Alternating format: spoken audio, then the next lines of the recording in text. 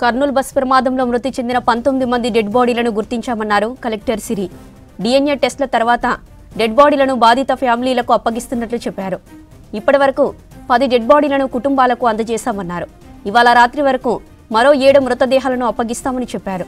ఇక గుర్తు తెలియని 19వ డెడ్ బాడీని పోలీసుల సాయంతో ఐడెంటిఫై చేసినట్లు చెప్పారు.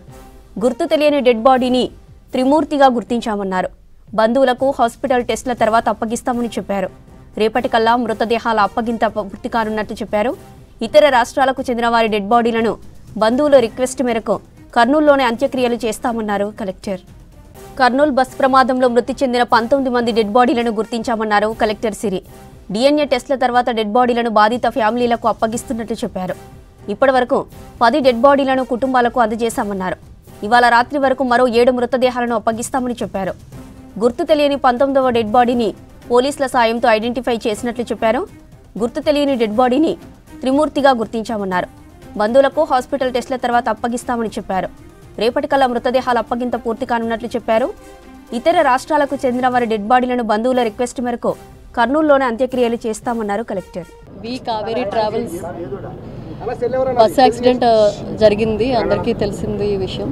సో దీంట్లో మనకి 19 మంది చనిపోయారు ఆ బస్సులో వెళ్ళే వాళ్ళు. సో 19 బాడీస్ కూడా మనం ఎఫ్ఎన్ మన ఫారెన్సిక్ శాంపిల్స్ మొన్న వి కావేరీ ట్రావెల్స్ బస్ యాక్సిడెంట్ జరిగింది, అందరికీ తెలిసింది ఈ విషయం.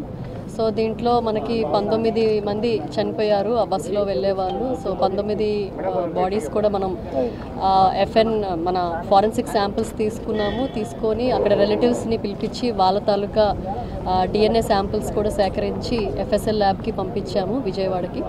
అవి శాంపిల్స్ అన్ని మ్యాచ్ ఇవాళ వచ్చాయి. సో ఎవరి రిలేటివ్స్కి వాళ్ళ బాడీ అందజేయడం జరుగుతుంది. సో ఇప్పటి వరకు ఒక 10 బాడీస్ ఒక 7 ఫ్యామిలీస్వి అందజేసామండి. ఇంకా ఒక 7 ఇవాళ అందజేస్తాము. ఆ రిలేటివ్స్ అంతా కూడా ఇప్పుడు 3 నుంచి ఒక 7-8 ప్రాంతంలో ఇంకొక ఫ్యామిలీస్ కూడా వస్తున్నాయి, ఇంకో 4 ఫ్యామిలీస్. అండ్ రేపు ఇంకొక 2 వస్తున్నారు. సో మనకి ఒక అన్ఐడెంటిఫైడ్ బాడీ ఏదైతే ఉందో అది కూడా ట్రేస్ చేయగలిగాము with the help of police department. So Trimurthi అని చెప్పి తెలిసింది ఆ బాడీ ఆ వ్యక్తిదని చెప్పి వాళ్ళు కూడా రిలేటివ్స్ వస్తూ ఉన్నారు. వాళ్ళ డిఎన్ఏ శాంపిల్ ఇవాళ మార్నింగ్ ఇవ్వడం జరిగింది కాబట్టి మ్యాక్సిమం రేపు మార్నింగ్ కల్లా మేము రిజల్ట్ ఎక్స్పెక్ట్ చేస్తున్నాము. సో వాళ్ళ బాడీ కూడా వాళ్ళ రిలేటివ్స్ కూడా వచ్చిన తర్వాత ఆ బాడీ అందజేయడం జరుగుతుందండి. ఇతర రాష్ట్రాల వారితో ఎలా కోఆర్డినేట్ చేస్తామన్నారు? తెలంగాణ వారు ఇక్కడే. సో వాళ్ళందరికీ మేము ఫస్ట్ ఎప్పుడైతే మీకు యాక్సిడెంట్ స్పాట్లోనే కాల్ చేయడం జరిగిందండి. ఎవరికైతే నెంబర్స్ దొరకలేదో మళ్ళీ ఆల్టర్నేట్ నెంబర్స్ ట్రాక్ చేసుకోవడం, అలాగే వాళ్ళ ఫ్రెండ్స్ నెంబర్స్ ట్రాక్ చేసుకొని with the help of police department చేయగలిగాము. సో వాళ్ళందరికీ కూడా అప్పుడే కాల్ చేయడము, తర్వాత ఎవరికి ఇబ్బంది లేకుండా ఇక్కడ అకామిడేషన్ కూడా ఏర్పాటు చేశాము, ట్రాన్స్పోర్టేషన్ కూడా ఏర్పాటు చేశాము, ఫుడ్ కూడా ఏర్పాటు చేశాము.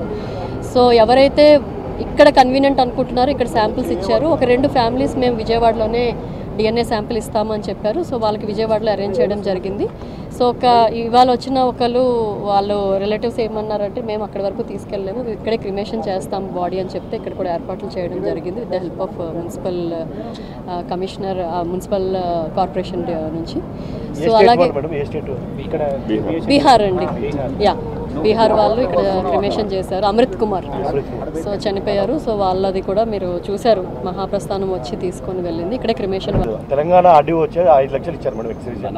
ఏపీ ప్రభుత్వం నుంచి కూడా ఏమన్నా ఇస్తున్నారు? ఏపీ ప్రభుత్వం నుంచి కూడా ఎక్స్గ్రేషన్ మీకు అనౌన్స్ చేశారు కాబట్టి దాని ప్రకారం ఇస్తున్నామండి. ఆ ప్రపోజల్స్ కూడా ప్రిలిమినరీ రిపోర్ట్ పంపించాము. ఇప్పుడు డీటెయిల్డ్గా, ఎందుకంటే వాళ్ళ రిలేటివ్స్ వచ్చారు కాబట్టి బ్యాంక్ అకౌంట్స్, దాని IFSC code, bank branch name అన్ని కూడా తీసుకోవడం జరుగుతుంది. తీసుకొని ఇవాళ డీటెయిల్డ్ ప్రపోజల్ మేడం. కల్తీ మద్యం బెల్ట్ షాప్ లో తాగే బైక్ డ్రైవ్ చేశారని ఎక్సైజ్ డిపార్ట్మెంట్ నుంచి దీని మీద ఏమైనా క్లారిటీ వచ్చింది? అది మనకి ఎంక్వైరీ అయ్యాక తెలుస్తుందండి.